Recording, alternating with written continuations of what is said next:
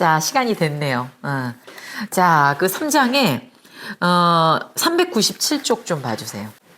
3장이 제일 핵심적인 장이라 그랬죠. 여러 번 읽으셔야 된다. 그래서 우리 지난번에 이제 396쪽에 그 진한 글씨 읽고 인간에서 의식이 귀중한 걸 버렸다. 그 귀중한 게 이제 본능이지. 그리고 그 본능의 알맹이처럼 있는 게 이제 직관이지 않습니까? 그러면서 268이라고 돼 있는 그 줄 거기 보면 우리가 속하는 인류에게 직관은 거의 완전히 지성에 희생되어 있다. 물질을 정복하고 자기 자신을 재정복하느라고. 이게 인간의 이제 신체성, 인간의 신체성이 가지고 있는 조건이 이러지 않으면 살 수가 없는 거잖아요. 그러니까 이런 과정에서 지성도 발달을 한 거죠. 그러느라고 얻는 게 있으면 잃는 게 있는 거지. 최대의 힘을 고갈시켜야 됐다. 그래서 이러한 정복을 가능하게 한 특수적 조건에 부응하기 위해 물질의 습관에 적응하면서 거기에 집중시키는 이게 지성의 발달을 야기한 거죠. 그러니까 인간에게 애초부터 우월한 기능으로서의 지성이 부여됐다. 지금 이런 사고를 반대하는 거죠. 어떻게 각각이 그 물질적인 조건, 이걸 이제 베르소는 장애물이라고 얘기하지 않습니까? 그 장애물에 직면하여 각자의 생을 펼쳐내는 방식으로 진화했는가? 그 과정에서 각자가 창조한 방향이 다른 거죠. 그 약동을 현행화한 방식이 다 다른 거예요. 이제 이따가 나오겠지만. 그러나 사라지진 않았죠. 아무리 분화의 길이 다르더라도 나온 길은 같잖아요. 그러니까 아래서 세 번째 줄에 모호하고 불연속적이지만 직관이 사라진 건 아니에요. 그게 꺼져가는 불이고 뭐 멀어져 가면서 몇몇 순간에 되살아난다. 그러나 그것은 맨 아랫줄에 결국 생명적 관심이 작동하는 곳에서 되살아난다. 그러니까 이것도 이 직관이 어떤 조건 속에서 어떤 방식으로 또 현행화될지 그건 알 수 없죠. 그건 진화의 길인 것이 우리가 미리 우리의 의도대로 뭘 살리고 안 살리고 할 수는 없지 않습니까? 자, 그래서 뒤에 398쪽에 다섯 번째 줄에 철학은 대상을 점점 멀리 비추어주는 사라져가는 직관들을 사로잡아 우선 그것들을 지탱하고 다음에 그것들을 확대하여 상호 일치시켜 주어야 한다. 베르그소는 철학을 이렇게 생각하는 거예요. 철학의 임무랄까? 철학은 무엇을 할 수 있고 해야 하는가를 이 직관의 복원이라 그래야 될까요? 그거에 놓는 거죠. 그 아랫단락에 보면 이와 같이 하여 철학은 정신적 삶 속으로 우리를 인도한다. 그리고 철학은 우리에게 정신의 삶과 신체의 삶의 관계를 보여준다. 이게 지난번에 한 얘기였습니다. 그 뒤에 보면 400페이지 위에서 일곱째 줄에 이렇게 정신의 삶으로 우리를 인도하는 철학, 이걸 이제 직관의 철학이라고 명명하죠. 직관의 철학이 문제 삼아야 할 것은 더 이상 이러저러한 방식으로 결정된 생명체, 이거는 이미 현행화된 개체인 거예요. 철학은 현행화된 개체를 문제 삼는 게 아니고 현행화된 개체들을 가지고 이것이 뭐가 좋은가, 이것은 어떻게 이용해야 되는가, 이거는 지성이 하는 일이지. 근데 이제 직관을 중심에 놓는 정신의 삶으로 우리를 인도하는 철학은 생명체가 아니라 뭐가 중요하냐? 직관의 철학에게는 생명을 세계 안에 던져놓은 최초의 충동 이래로 생명 전체가 하나의 상승하는 흐름으로 보일 것이고, 이때 상승한다는 건 긴장의 의미예요. 그러니까 직관의 철학이 마주해야 하는 것은, 혹은 이르러야 하는 것은 이 전체의 흐름이라는 거죠. 이게 정신의 삶이죠. 이런 어떤 그 요구 속에 인류가 있다는 거죠. 그래서 우리의 특권적 위치, 270번 줄 거기 보면 인류의 특권적 위치는 뭐냐? 그게 바로 이 장애물 속에서 흐름을 직관하는 데 있는 거죠. 그러면서 다른 한편으로 이렇게 얘기하는 그 줄이죠. 이 상승하는 흐름이 곧 의식인 거예요. 의식. 그러니까 베르손에게 의식이라는 건 우리가 무의식하고 의식을 대립할 때 쓰는 이게 아니라 의식이라는 게 표층적인 거, 심층적인 거를 다 포함하는 거예요. 그래서 그걸 두루두루 이제 맥락에 따라 파악하시면 됩니다. 이 상승하는 흐름, 긴장하는 흐름을 직관하는 그게 정신이 의식입니다. 그리고 모든 의식과 마찬가지로 그것은 상호 침투하는 무한수의 잠재성을 포함한다. 거기에는 다수성이라든가 단일, 그러니까 셀 수 있는 수의 범주가 적합하지 않은 거죠. 흐름이니까. 이제 여기서부터 이제 잠재적인 느낌으로 쭉 가는 거죠. 그래서 그 흐름이 맨 마지막 줄에 자신과 함께 실어 나르는 물질. 그러니까 흐름이 있고 흐름이 잠재성인 거예요. 이제 들레즈의 그 정리를 참고해 보면, 근데 그 흐름이 자신과 함께 실어 나르는 물질이잖아. 그러니까 이 현행화된 게 물질인 거예요. 그러니까 앞에 긴장과 이완으로 얘기했지만 그게 사실은 같이 가는 거야. 흐름이 매번 물질로 현행화되는 거예요. 그래서 그 흐름이 삽입되는, 여기서는 삽입된다고 표현을 했지만 이게 현행화기도 합니다. 그 빈틈에서 그것을 구별되는 개체성들로 나눌 수 있다. 그러니까 진화라는 것도 생애약동, 그 생애약동, 그것이 계속 특정한 개체로 현행화가 되죠. 그러니까 뭐로 현행화되느냐. 약동이 있을 뿐인데 그것이 무생명과 생명, 그것이 다시 식물과 동물, 동물이 다시 인간과 비인간, 이런 방식으로 분화가 되잖아요. 진화란 그 끊임없는 흐름의 현행화의 과정이라면, 창조는 뭐예요? 창조는 왜 같은 약동에서 어떤 것은 식물이, 어떤 것은 동물이 이렇게 분화하는가? 그 분화하는 그 지점에 창조가 있는 거예요. 말하자면.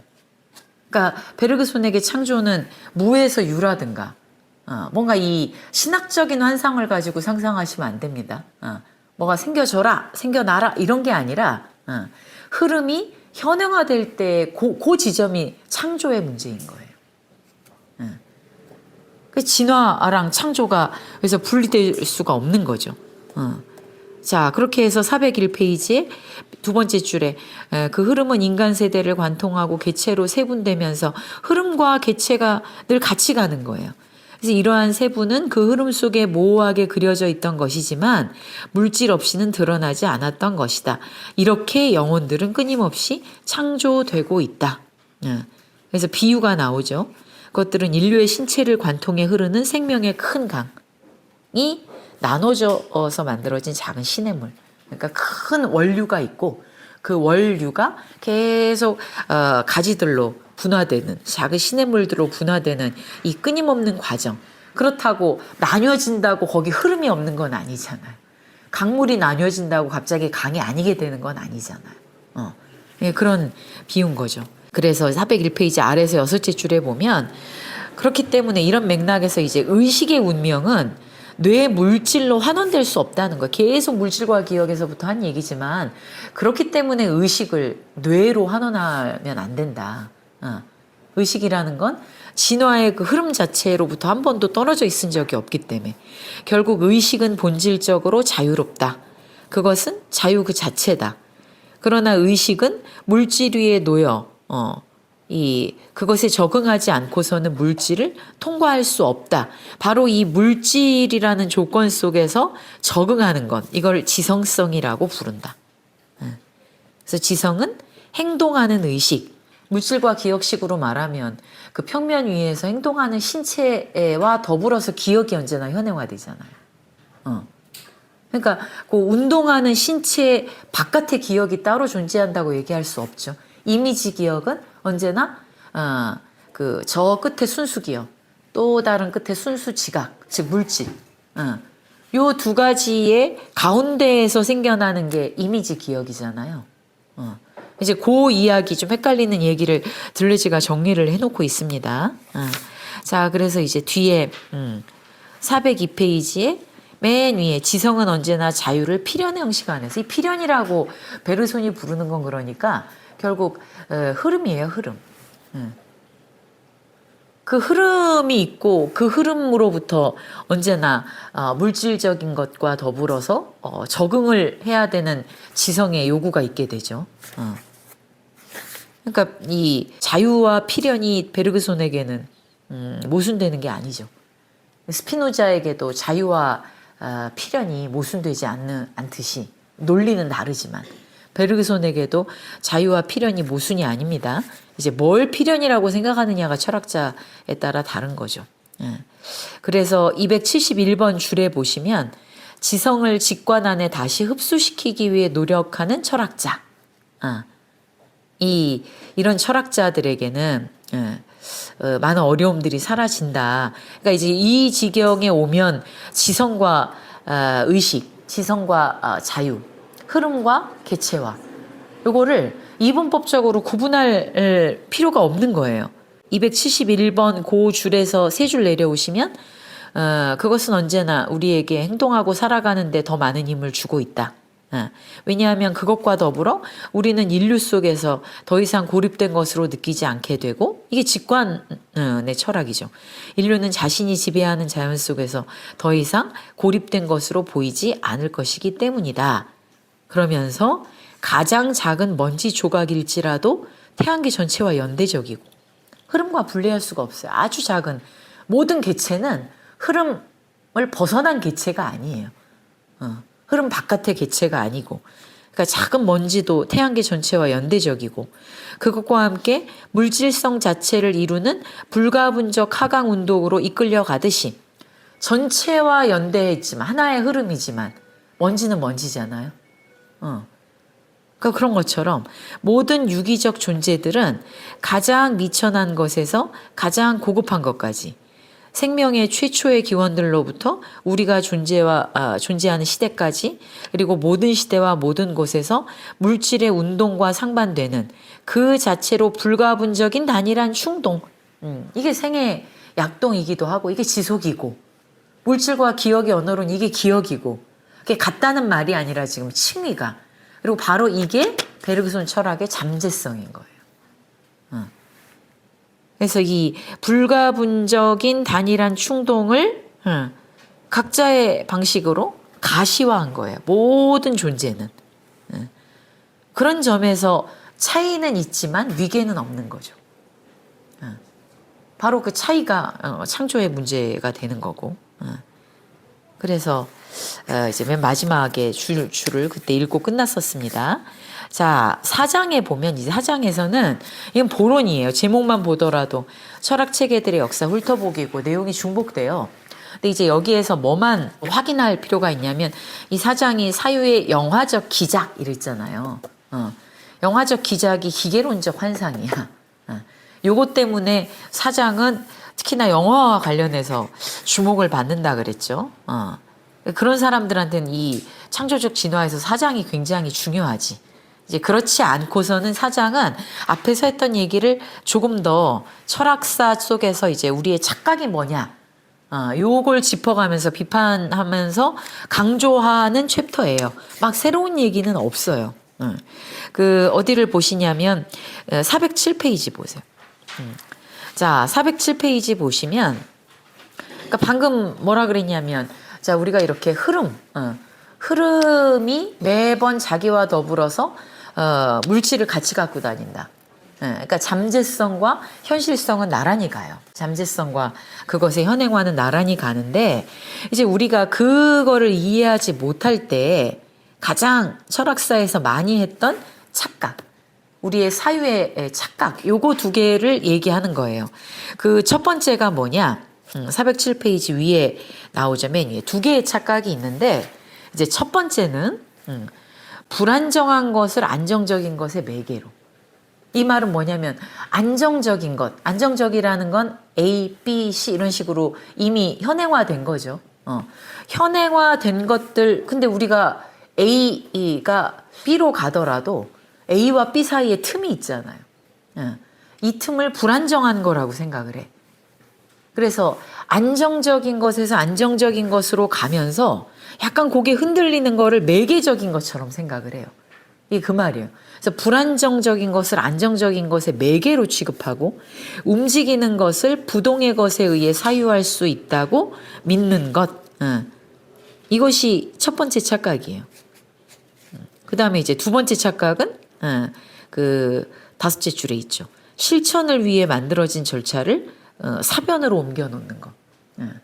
그걸 그냥 관념으로 얘기하는 거. 실천을 위해 만들어졌다는 건 이제 사실의 맥락을 따라가면서 어떻게 행위할 것인가 라고 하는 차원에서 그 제기되는 사고를 그냥 애초에 논리라든가 사변으로만 환원하는 거죠. 근데 지금 우리가 봐야 될 거는 그 첫 번째 착각입니다. 이게 사유에서 지금까지 철학사에서 많이 하는 착각이다 그 얘기거든요. 그래서 이건 앞에서 했던 얘기인데 뒤에 408페이지 넘겨보시면 그 위에서 네 번째 줄에 첫 번째 착각을 얘기하는데 지금 핵심이 있는 거예요. 왜 우리는 자꾸 불안정적인 것을 안정적인 것의 매개로 그러니까 안정적인 것을 중심에 놓는다는 거죠. 그 다음에 부동의 것에 의해서 움직이는 것을 사유한다. 이것도 부동의 것을 중심으로 사유하는 거죠. 그러니까 우리의 사고가 부동의 것, 안정적인 것을 중심에 놔. 자, 그건 왜 그러냐면 지성의 작용이 그런 방식으로 되어 있기 때문이에요. 408페이지 맨 위에 나오는 게 그거죠. 지성은 기본적으로 정적인 습관, 뭔가를 고정시켜 놓고 파악하는 거거든요. 그렇기 때문에 우리가 부동의 것을 통하여 운동으로 부동의 것이 위치가 달라지는 걸 운동이라고 착각한다. 이거 내내 얘기했었던 거죠. 실론에서. 그런 것처럼 우리는 공백을 이용하여 충만을 생각한다. 이 말은 그러니까 무슨 말이냐면 운동 자체를 사유하지 않는다. 충만 그 자체를 사유하지 않는다. 우리는 운동과 충만을 사유하기 위해서 언제나 부정을 경유하는 사유의 습관이 있다. 이걸 비판하는 거예요. 그러니까 변화를 사유하려 그러면 A를 부정하고 A가 A 다시가 되는 거를 사유하잖아요. 부정을 통해 긍정에 이르는 거. 이런 사유를 비판하는 게 지금 이 부분의 핵심입니다. 409페이지 보면 존재와 무 바로 위에 올라가시면 부정과 공백과 무에 관한 잘못된 개념 구정을 직시해야 된다. 그래서 이 부정, 공백, 무, 네거티브한 것을 출발점으로 한 사유가 아니라 어떻게 운동 자체, 충만 자체, 이게 이제 흐름, 지속을 사유하는 거이기도 하죠. 지속은 안정된 상태를 연결한 게 아니잖아요. 지속이라는 건 그 자체로 흐름이잖아요. 운동이고. 그리고 지속은 그 자체 어떤 것도 결여하고 있지 않아요. 변화는 결여가 아니야. 그러니까 내가 늙었다, 젊었다가 늙었다를 우리는 젊음의 결여로 생각하잖아요. 이게 아니라는 게 계속 베르그손이 하는 얘기죠. 이건 생성이야. 그러니까 새롭다는 관점에서 보면 매 순간 늙는 것도 매 순간 새로워지는 거지. 지금 요 얘기. 그래서 이 첫 번째 이제 존재와 무 이건 앞에서 했던 얘기예요. 뒤에 그 앞에 335쪽에 보시면 그 무질서 얘기하고 요 연관이 되는 얘기입니다.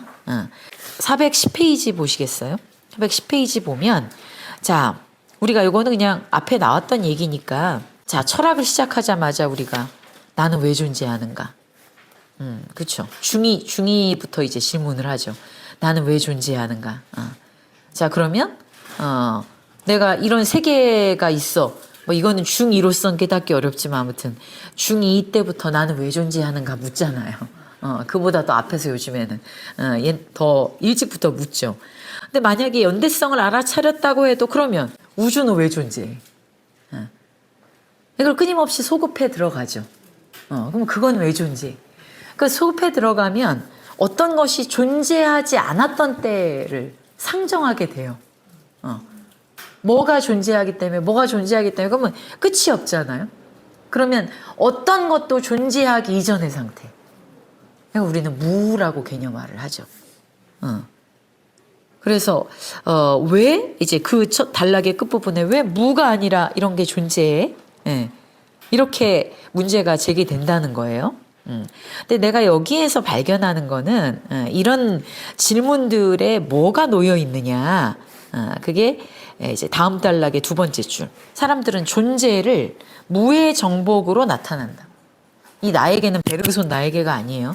자, 이렇게 생각하는 나에게 존재는 무를 정복하는 결과처럼 나타난다는 거예요. 왜 뭐가 있지? 왜 아무것도 없지 않고 뭐가 있지? 뭐가 있는 게 아무것도 없는 것보다 더 많다고 생각하잖아요. 그렇죠? 그래서 언제나 무보다 유가 우월한 것처럼 생각되죠. 근데 베르그손이 이제 뒤에 하는 얘기는 아니다. 사실은 무가 유보다 뭐가 없는 게 아니라 무가 유보다 더 많은 게 있다. 무슨 말이냐면 무를 생각하려면 먼저 유를 생각해야 되거든. 유를 생각한 다음에 그 유를 없애야 되는 조작까지 더해져야 무를 사고하는 거예요. 그렇기 때문에 유가 무보다 많은 게 아니라 사실은 유에 없는 뭔가를 덧붙인다. 이게 얘기하는 겁니다. 뒷부분에. 410페이지에 내가 존재를 무의 정복이라고 생각하지 않습니까? 그러니까 아무것도 없는 게 있어. 아무것도 없는 게 있다고 생각할 때 뭐가 있다는 게 놀라운 거지. 그래서 마치 실제가 아래 5째 줄에 실제가 카페트 위에 펼쳐져 있듯이 무 위에 펼쳐져 있다. 무가 먼저 있고 존재가 덧붙여졌다 이렇게 생각한다는 거잖아요. 그래서 411쪽에 첫 단락의 아래서 4째 줄에 우리가 가득 차 있다는 걸 생각할 때도 그러면 텅 비어 있는 게 있고 거기에 뭐가 하나씩 놓이는 거다 이렇게 생각한다는 거예요. 언제나 무가 먼저 있다고 생각하는 거지. 공백이 먼저 있다고 생각하고. 그래서 무의 표상 속에는 우리가 어떤 것이 존재잖아요. 어떤 것의 표상보다 더 적은 게 있다. 어떤 것이라고 생각하는 것이 없는 상태를 무라고 생각하잖아요. 그렇죠? 그렇게 생각한다. 왜 신비는 여기서 유래한다. 왜? 어떻게 없던 상태가 있었을 텐데 이게 있게 되었느냐. 있는 것은 신비한 거지, 그러니까 없는 것에서 무에서 유를 가능하게 한 어떤 힘을 끌어들일 수밖에 없게 되겠죠, 그러면. 베르그손은 이제 이거를 비판하는 겁니다. 자, 그래서 이제 형이상학들이 언제나 그렇게 무를 존재관념과 대립적으로 생각을 했다라고 하면서 413쪽. 철학의 굉장히 고대 철학부터 근본적인 문제예요. 철학사적으로 쫙 보면 이제 거기에서 몇 개를 베르그손은 가지고 오지만 거슬러 올라가면 그 기원에 파르메니데스하고 헤라클레이토스가 있죠. 파르메니데스의 주장은 뭡니까? 있는 것만이 있다예요. 있는 것만 있다. 아니 없던 데서 어떻게 있는 것이 있을 수가 있니? 이거는 논리적 모순인 거죠. 없었죠. 변화한다는 건 어떤 것이 그 상태가 아니었다가 다시 다른 상태가 되는 거잖아요. 어떻게 어떤 것이 그것이 아니게 될 수 있느냐는 거예요. 파르메니데스는 그래서 있는 것만이 있는 것이다. 있다고 하는 것의 뜻은 있다는 것이다. 이렇게 논리적으로 얘기를 하는데, 그러니까 파르메니데스는 무라고 하는 거를 견디지를 못했어요. 없음이라는 상태를 이 세상에서 추방하고자 한 거예요. 이제 그걸 어떻게 해석하느냐는 좀 갈래가 있습니다만, 근데 이제 바로 뒤에 나온 게 헤라클레이토스죠. 헤라클레이토스는 뭐예요? 유와 무는 등을 마주대고 있다는 거예요. 유의 다른 지점은 무야. 해가 떴다는 것은 반대쪽에서 보면 해가 졌다는 거이기도 하다는 거예요. 그 두 가지의 끊임없는 이 대립과 투쟁, 이거를 이제 헤라클레이토스는 생성의 관계로 봤던 거고, 파르메니데스는 생성한다는 관념을 부정한 거예요. 생성을 하려 그러면 뭐가 아니게 되고서 다른 게 돼야 되니까 이렇게 생각한 거거든요. 그래서 존재냐 생성이냐, 있다고 하는 유는 뭐고 무는 뭐냐. 그 다음에 무는 우리가 있다고 할 때 이제 그 당시에는 있다라고 하는 게 비동사, 이게 뭐뭐이다기도 하잖아요. 이 두 개의 구별도 아직 이루어지지 않았지. 있다와 이다. 뭐가 있다와 뭐가 뭐이다는 다른 문제인 거잖아요. 이제 요 문제도 복잡한 문제지만 무와 유. 이 동양 철학으로 오면 또 이것도 이 불교에서도 이거 되게 중요한 논쟁이거든요. 무와 유. 유의, 무의, 유와 무를 어떻게 보느냐. 이거 가지고 싸우는 건데, 이 철학에 되게 중요한 동서를 막론하고, 철학에 굉장히 중요한 문제죠. 자, 그래서 이제 베르그손이 지금, 베르그손은 그럼 어떻게 생각하느냐. 그 사람들이 413쪽에 보세요. 아랫단락에. 무에 관해서 그러면 생각할 때, 뭘 생각하는지를 한번 따져보도록 하자. 이러면서 이제 길게 따져요. 길게 따지면서 결론은 뭐냐? 무를 사람들이 사유한다는 걸 가만히 과정을 보면 그냥 뭐가 있던 거를 삭제하는 의식의 작용일 뿐이라는 거예요. 없는 걸 사유하는 게 아니라 진짜로 무를 사유하는 게 아니라 어떤 것의 있음을 먼저 사고한 다음에 그걸 제거한 방식. 이거에 불과하다라고 얘기하는 거죠. 그래서 418쪽에 보세요. 418쪽에 보시면 위에 맨 위에서 세 번째 줄에 자연 속에는 절대 공백은 없다. 그런데 우리가 공백을 생각하는 건 뭐냐면 위에서 일곱째 줄에 장소, 즉 정확한 윤곽에 의해 제한된 공백. 그거는 일종의 사물인 거예요. 그러니까 어떤 크기 정도의 공백이 있다고 우리가 생각할 때 그거는 사물처럼 공백을 생각하는 거죠. 따라서 공백, 사람들이 생각하는 공백은 사실은 어떤 결정된 대상의 부재. 그러니까 뭐가 놓여있던 것에서 그 놓여있던 거를 제거해버린 어떤 상태. 그러니까 의식의 조작이라는 것이 이거예요. 무를 사유하는 것은 의식의 조작의 결과다. 그래서 앞에 나왔던 얘기, 그게 뭐냐면 418쪽의 아래에서 8째 줄에 있는 것과 지각되는 것은 하나 또는 다른 사물의 현존이죠. 뭐가 있다고 하는 것은 뭐가 정말 사물이 거기 있다는 거잖아요. 그거는 부재를 나타내는 건 아니다. 부재는 그러면 뭐다? 그거는 기억과 기대가 가능한 존재에게만 있다. 내가 어떤 것이 있다고 기대하는데 그게 없을 때 그것이 없다. 이렇게 얘기한다는 거예요. 그래서 앞에 기대에 대한 실망이라고 얘기했잖아요. 무질서라는 건 내가 생각한 질서가 놓여있지 않음에 대한 실망의 표현이라고 그랬죠. 이게 의식의 조작이라는 얘기인 거죠. 그래서 419쪽에 위에서 6째 줄에 무나 공백 같은 말들에 의해 부정적으로 표현되는 모든 것은 그래서 사유라기보단 그건 감정이야. 뭐가 없구나, 비었구나, 텅 비었구나. 그러니까 우리가 불교에서 공을 얘기를 할 때도 우리가 무상이라든가 공 이거를 감정적인 뉘앙스로 생각을 하면 그거는 공을 깨닫고 이런 거하고 아무 상관이 없죠. 딱 요 말이 맞지 않아요? 그러니까 무상하다가 내가 늘 있을 것 같다고 생각했던 그것이 없구나라는 어떤 쓸쓸한 감정의 표현이 무상이지. 정말 내가 그 어떤 것도 항상하지 않다고 하는 것을 사유한 결과는 아니잖아요. 그러니까 사실은 다 무상을 알지. 감각적으로. 근데 그거하고 동일시하시면 안 되죠. 정확하게 말하면 사유의 감정적 채색.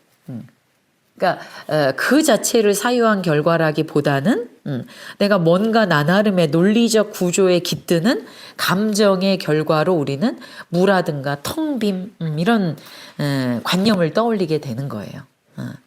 그래서 그 단락의 끝부분에 그러니까 무는 그런 점에서 주관적 차원에서 보자면 뭐를 더 좋아하는가? 어떤 것을 기대했는데 그것이 없다. 이게 실망이잖아요. 그러니까 무의 관념이 말해주는 건 주관적 관점에서 보자면 내가 어떤 것을 더 좋아하는가 선호를 나타낼 뿐이고 객관적 측면에서는 대치 어떤 것이 없다는 건 그 부분을 다른 걸로 이렇게 대치하는 거잖아요. 그래서 그냥 그런 방식으로 외부를 조작하는 거거나 아니면 내부에서 내 의식을 통해서 이렇게 삭제하는 거죠. 그래서 그 뒤에 420쪽에 420쪽에 여기도 그 재밌는 얘기가 나오죠. 그 283 줄에 위에 세 줄 올라가 보시면 자, 공백을 우리가 개념화할 때 텅 비어 있는 거. 그러니까 충만에 대해서 텅 빈 것 같아 뭐 이런 말 있잖아요.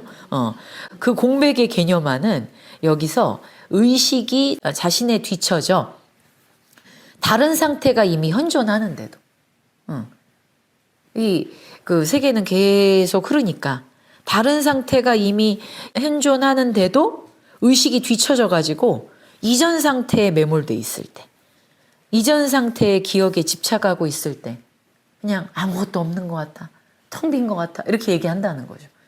그래서 지금 옆에 있는 사람을 뻘쭘하게 만드는 거죠. 그런 메커니즘이라는 거예요. 그것은 있는 것과 있을 수 있거나 있어야만 할 것 사이의 비교에 불과하다. 지금 있는 것과 근데 예전에 있었지만 지금은 없는 거. 혹은 뭐 지금 있는 것과 내가 있어야 된다고 생각하는 거. 있는 것끼리 비교하는 거예요. 없는 거하고 비교해서 공백이 나오는 게 아니고. 그러니까 충만과 충만의 비교야. 있는 거하고 있어야 되는 거, 어쨌든 있어야 되는 것도 지금 없더라도 있어야 될 것이 지금 없을 때 우리는 없다고 하잖아요. 그렇죠? 근데 없다고 하는 건 사실은 있어야 된다고 하는 것, 그것이 지금 여기 없다는 말이지 않습니까? 그러니까 그 있어야 될 것, 이것도 있음이죠. 있는 것과 있는 것, 충만과 충만 사이의 비교에 불과하다는 거예요. 그래서 물질의 공백이 문제되건 의식의 공백이 문제되건 간에 공백의 표상은 사실은 따지고 보면 언제나 충만한 표상들을 가지고 사고하는 것이다. 그것은 분명하거나 모호한 대치의 관념과 느껴지거나 상상된 욕망과 회한의 감정. 그러니까 우리의 의식의 조작 혹은 의식에 이렇게 스며드는 어떤 감정적 색채, 이것과 연관된 결과로 공백, 무 이런 것을 생각하게 된 거다. 이제 그거를 길게 분석을 하는 겁니다. 자, 그래서 425페이지에 이제 아까 제가 얘기했던 그 진한 글씨 보세요. 자, 결론적으로 사람들이 존재하지 않는 것으로 상상하는 대상의 관념 속에는 존재한다고 생각된 그 동일한 대상의 관념보다 더 적은 게 아니라 더 많은 게 있다. 이 말 뭔지 아시겠죠? 왜냐하면 존재하지 않는다고 상상하려고 그러면 존재한다고 먼저 생각한 것에 어떤 조작이 가해져야 되잖아요. 그런 점에서 동일한 대상에 대한 관념보다 언제나 뭐가 더 덧붙여져 있다는 거야. 그 의미입니다, 지금. 적은 게 아니라 더 많은 게 있다. 이해되셨죠? 왜냐하면 존재하지 않는 대상의 관념은 필연적으로 존재하는 대상의 관념이기도 하며 사과 없다. 연구 없다. 연구가 있으니까 연구가 없다고 소리를 지르는 거잖아요. 연구 없다가 대표적인 거네. 왜? 그러니까 존재하지 않는 대상의 관념은 필연적으로 존재하는 대상의 관념을 떠올리게 돼. 게다가 이 대상을 현실적 실제 전체에 의해 밀어내.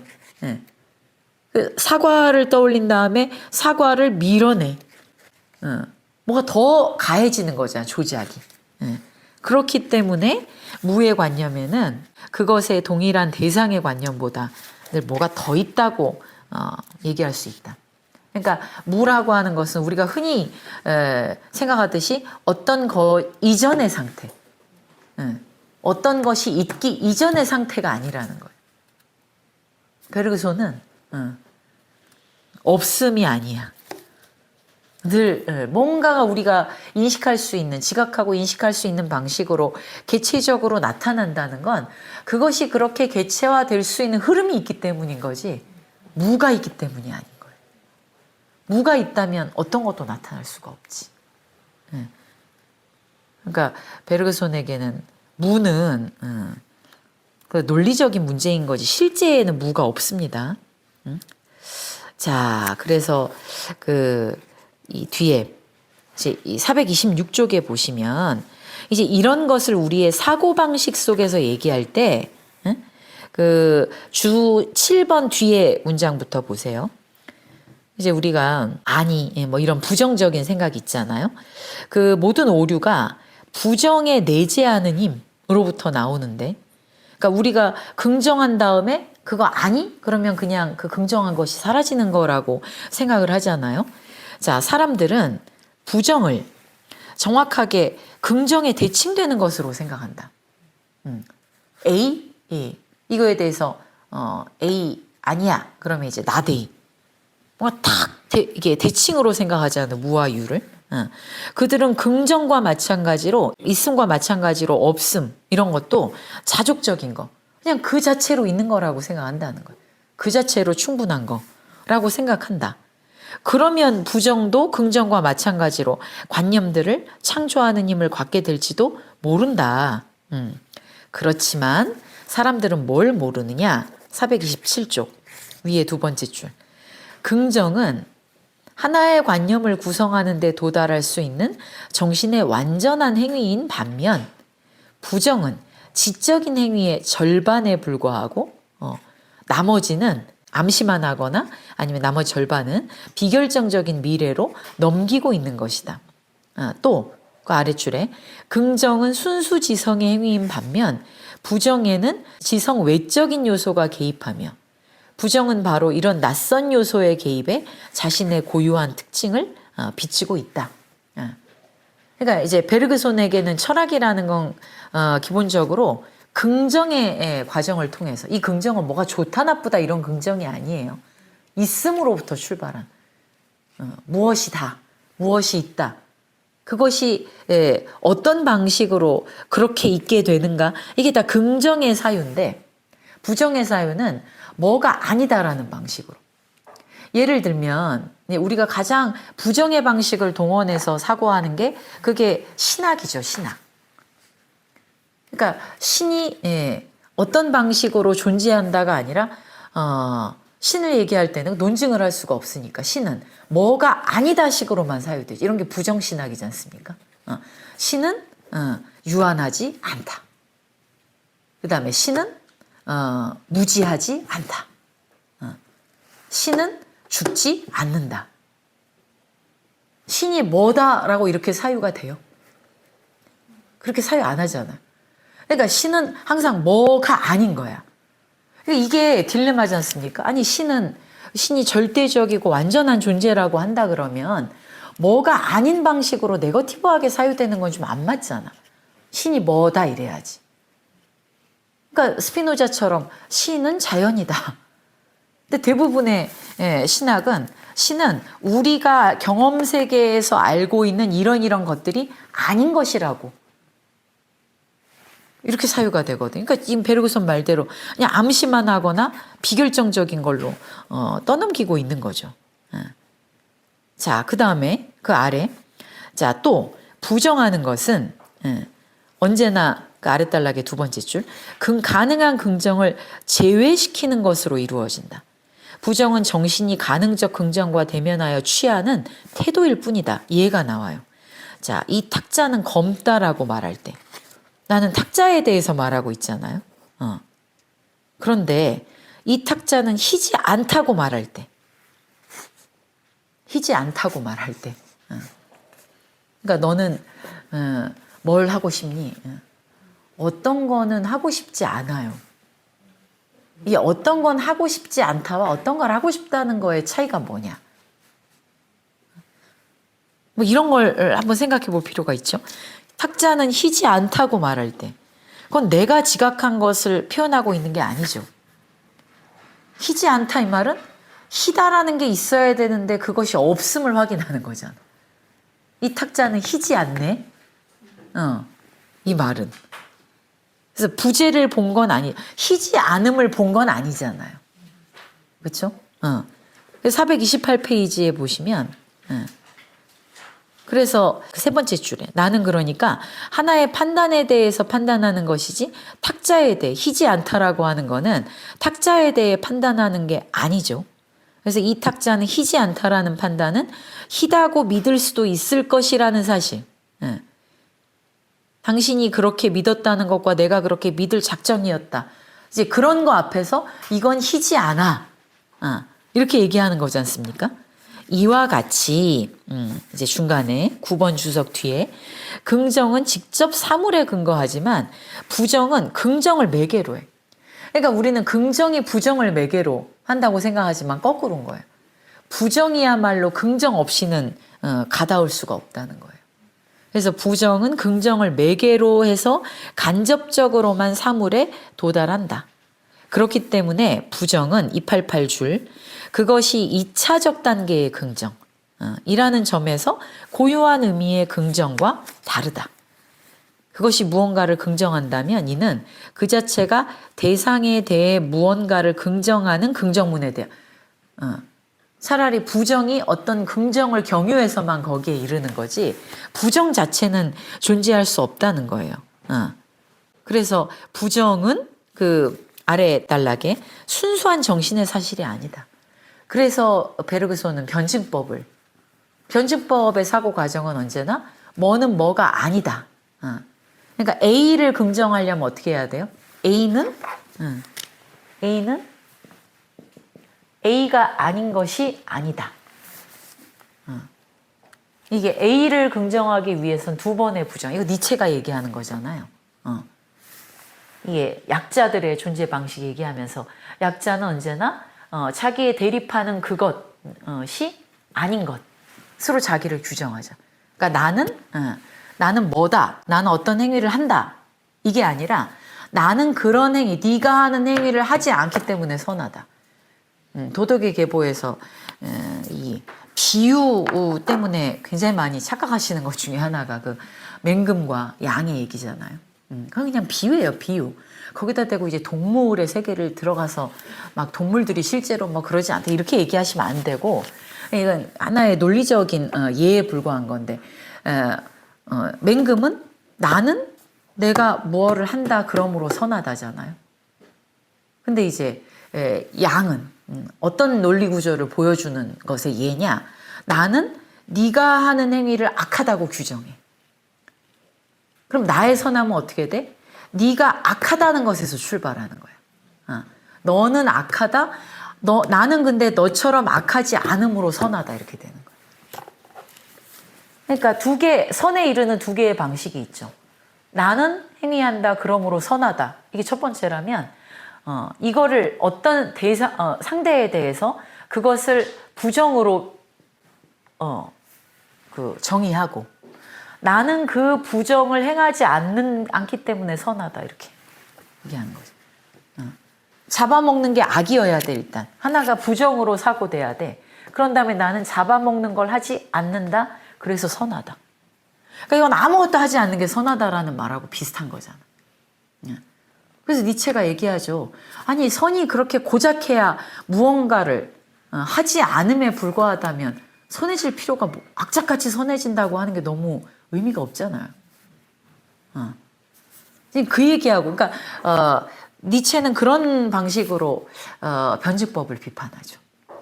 부정을 경유해야만 도달할 수 있는 긍정. 근데 베르그손은 또 베르그손 방식으로 이렇게 생각하는 겁니다. 부정은 순수한 정신이 아니에요. 거긴 언제나 조작이 가해지기 때문에. 예.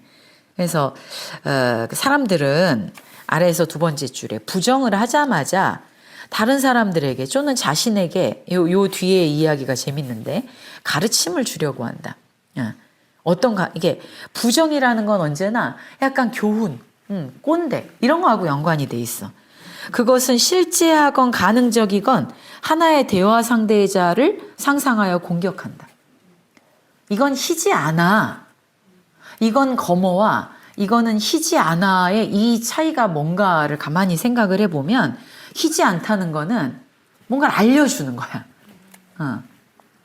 대화 상대자를 공격하는 거다. 그는 어떤 거야? 잘못 알고 있는 사람이 자기 대화 상대자로 있는 거지. 넌 틀렸어. 넌 악해. 아까 양하고 비슷한 거야. 넌 악해. 너는 틀렸어. 이거를 공격하기 위해서 희지 않아. 이렇게 얘기한다는 거예요. 그는 무언가를 긍정하고 있었다. 그러니까 희지 않아 건 자기는 뭔가 희지 않은 어떤 게 있는 거죠 이미. 사람들은 그가 다른 것을 긍정해야 할 것이라고 알려준다.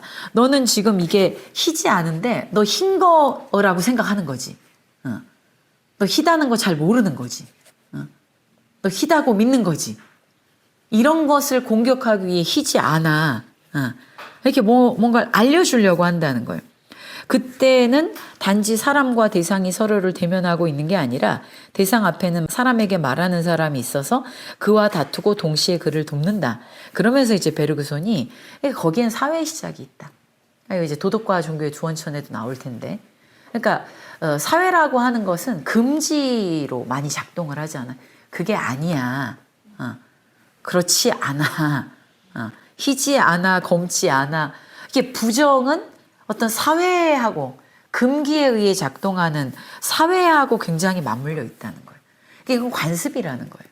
부정은 사유 자체가 부정의 방식으로 존재하지 않음에도 불구하고 우리가 자꾸만 부정을 경유하게 되는 것이 사회와 연관되는 된다 이렇게 보는 거죠.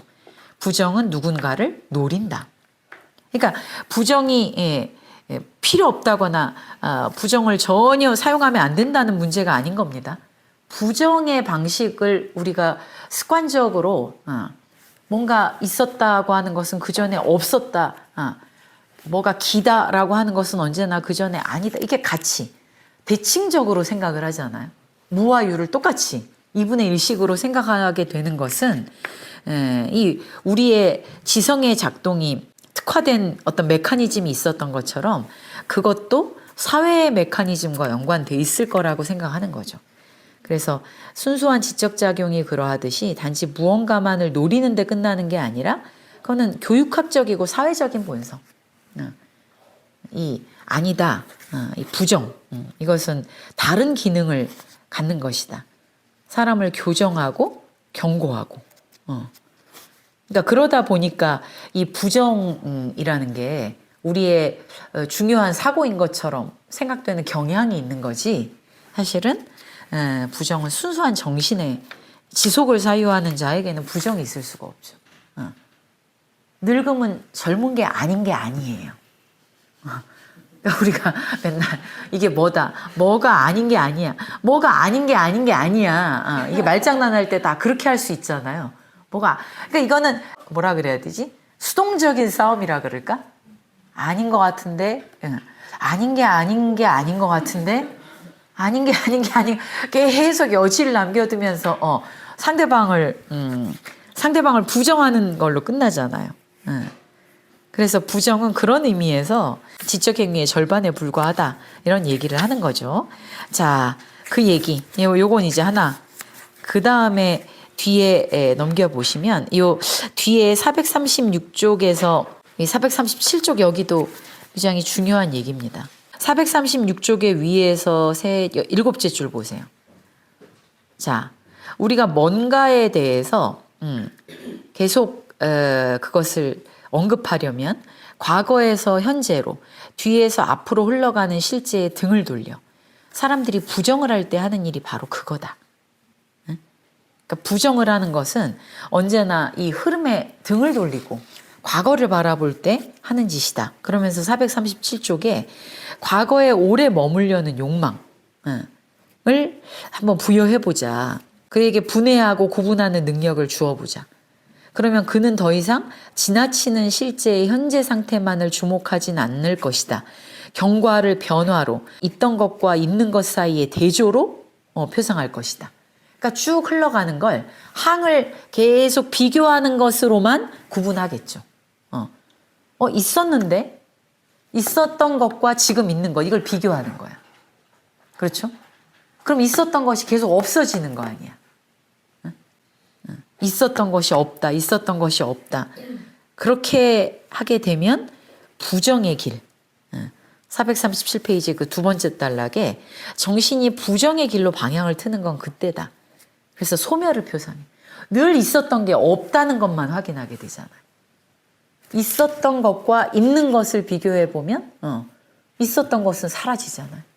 근데 그거를 방향을 과거로 내 몸의 방향을 틀고 있었던 것에 주목을 해보면 이제 과거에 머물려는 욕망을 기억이 갖게 되면 늘 자기가 있었다고 생각하는 것이 없어지는 것만을 확인하게 되니까 세상은 허무하죠.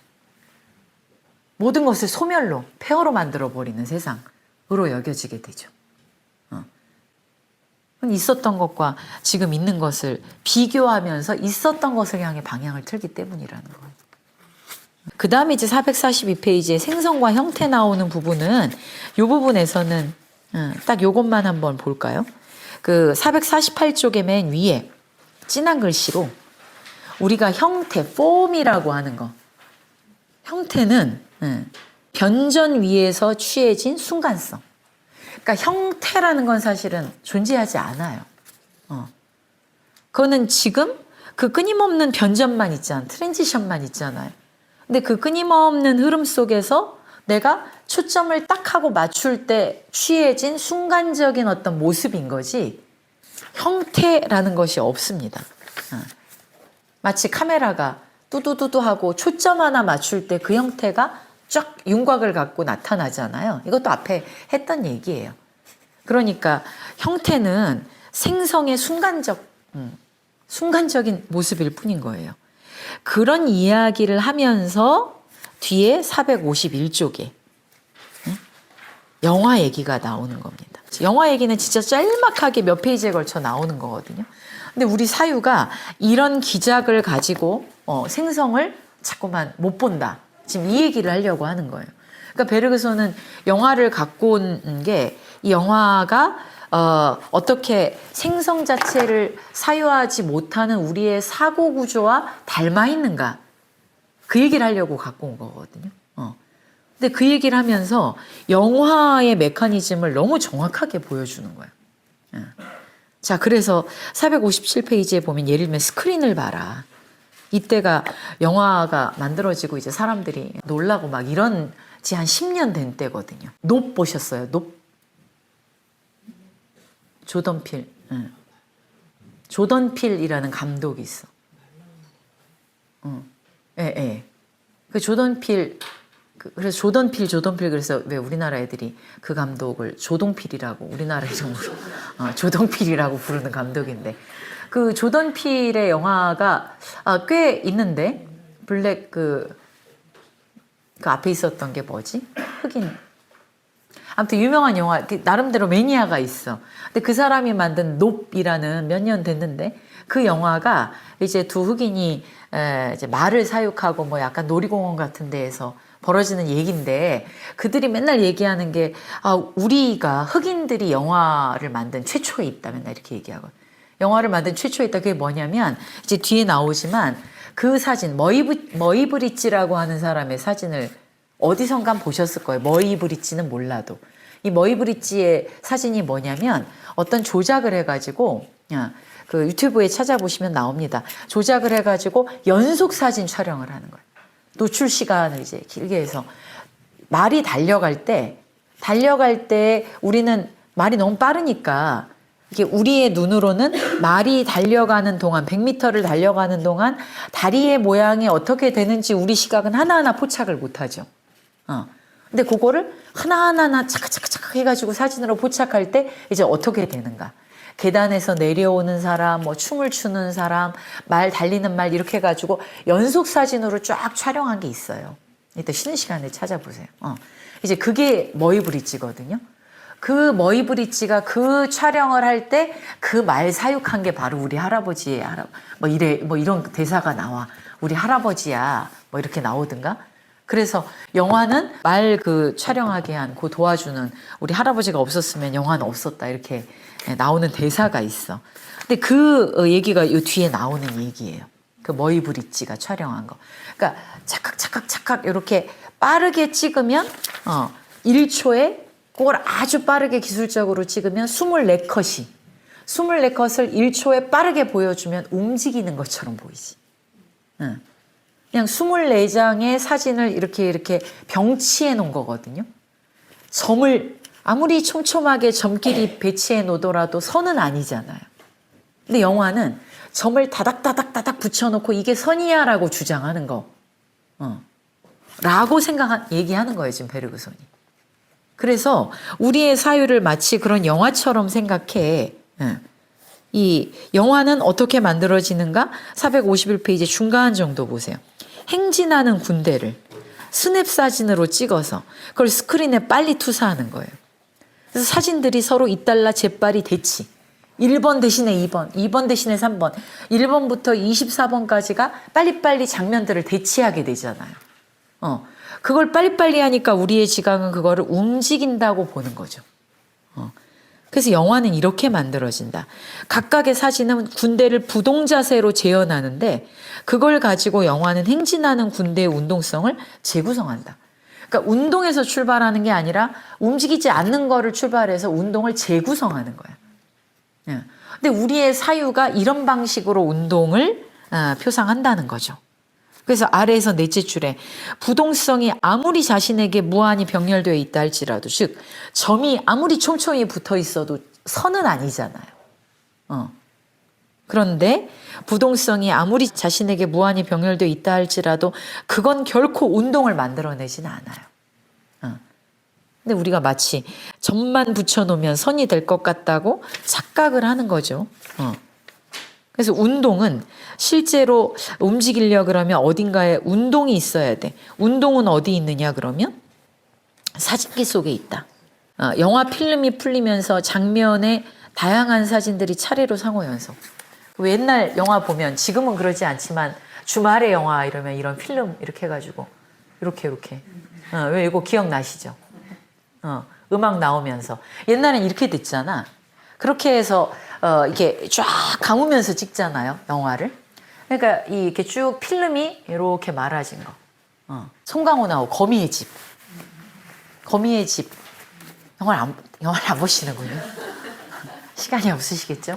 자, 그래서 그 필름 이렇게 말린 거 필름통이 있잖아요. 그럼 옛날 영사기에 꼭 이렇게 필름 감아가지고 이렇게 하고 영사기가 쫙 돌아가잖아.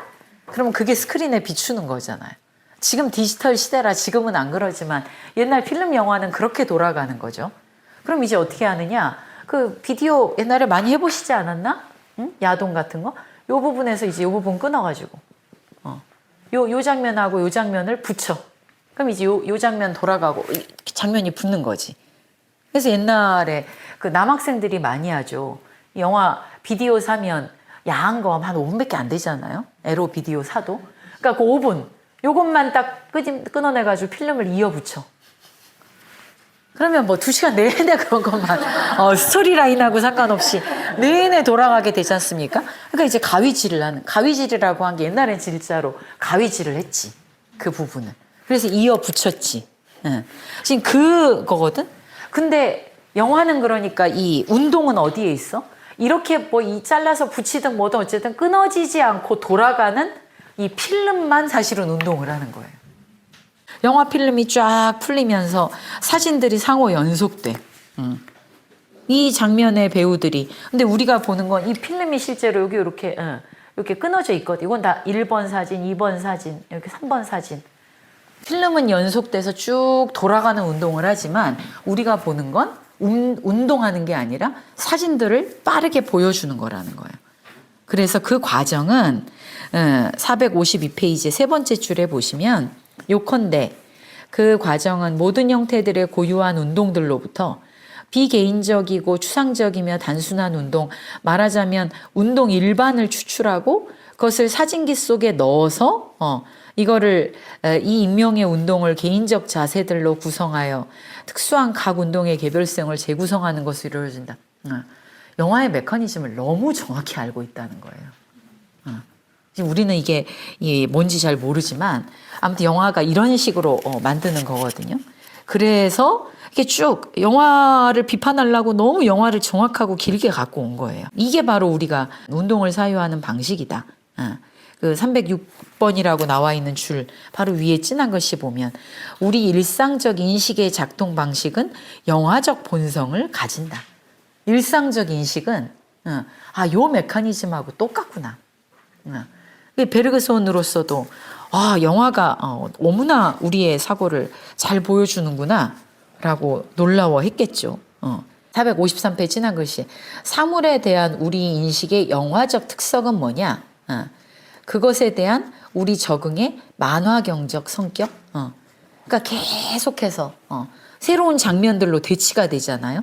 하나의 장면이 다음 장면으로 대치가 되는데 그 속도가 아주 빠르니까 우리는 그 빠르게 대치되는 장면들을 하나의 운동으로서 우리가 재구성을 하게 되는 거지. 그래서 인식은 바로 이런 식으로 작동하는 거다라고 우리의 인식의 구조를, 일상적 인식의 구조를 영화에 빗대어 가지고 그렇게 설명을 해낸 요게 또 이 사부의 빛나는 부분 중에 하나입니다.